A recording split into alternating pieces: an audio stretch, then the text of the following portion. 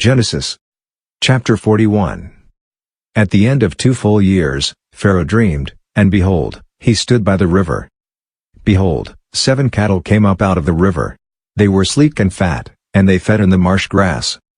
Behold, 7 other cattle came up after them out of the river, ugly and thin, and stood by the other cattle on the brink of the river.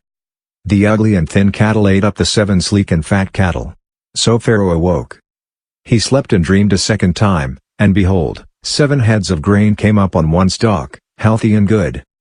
Behold, 7 heads of grain, thin and blasted with the east wind, sprung up after them. The thin heads of grain swallowed up the 7 healthy and full ears. Pharaoh awoke, and behold, it was a dream. In the morning, his spirit was troubled, and he sent and called for all of Egypt's magicians and wise men. Pharaoh told them his dreams, but there was no one who could interpret them to Pharaoh.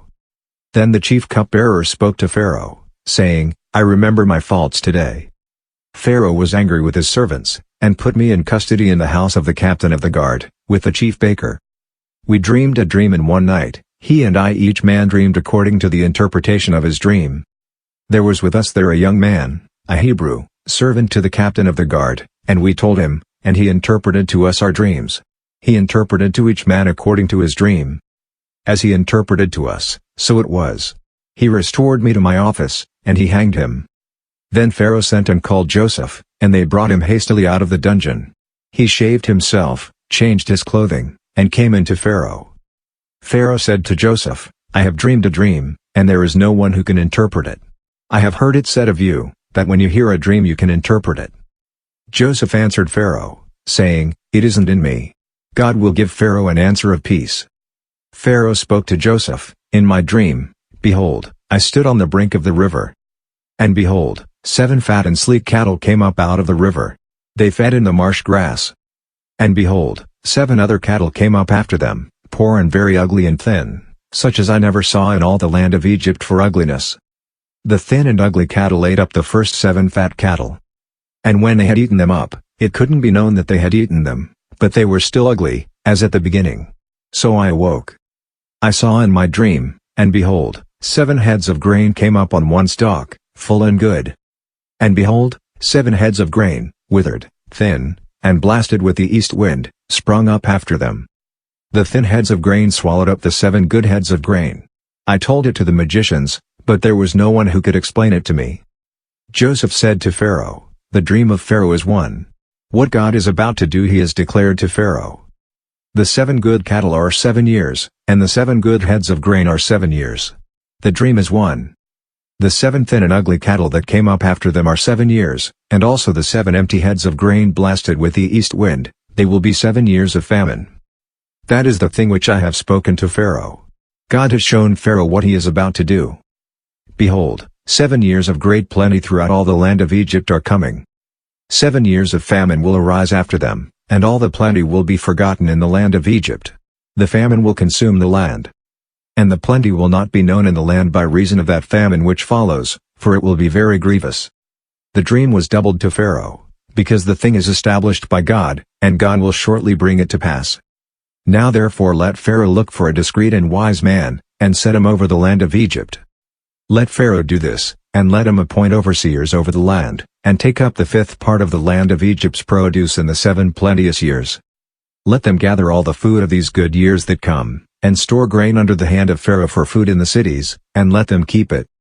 The food will be to supply the land against the 7 years of famine, which will be in the land of Egypt, so that the land will not perish through the famine. The thing was good in the eyes of Pharaoh, and in the eyes of all his servants.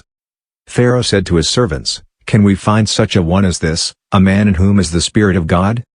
Pharaoh said to Joseph, Because God has shown you all of this, there is no one so discreet and wise as you. You shall be over my house. All my people will be ruled according to your word. Only in the throne I will be greater than you.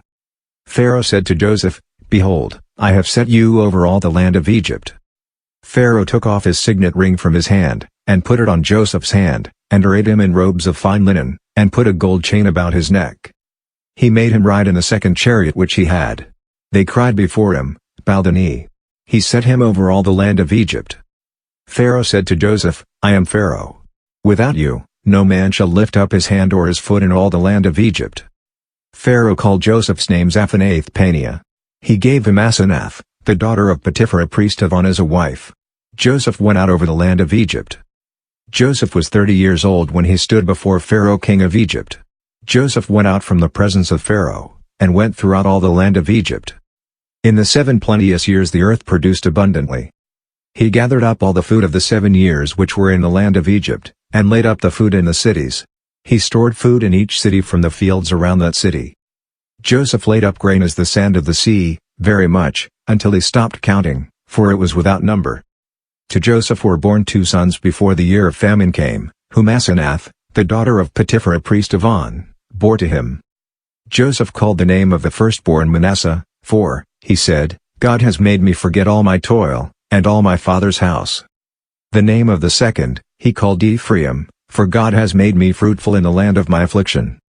The 7 years of plenty, that were in the land of Egypt, came to an end.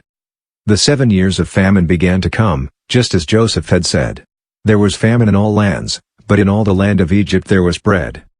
When all the land of Egypt was famished, the people cried to Pharaoh for bread, and Pharaoh said to all the Egyptians, Go to Joseph. What he says to you, do. The famine was over all the surface of the earth. Joseph opened all the storehouses, and sold to the Egyptians. The famine was severe in the land of Egypt. All countries came into Egypt, to Joseph, to buy grain, because the famine was severe in all the earth.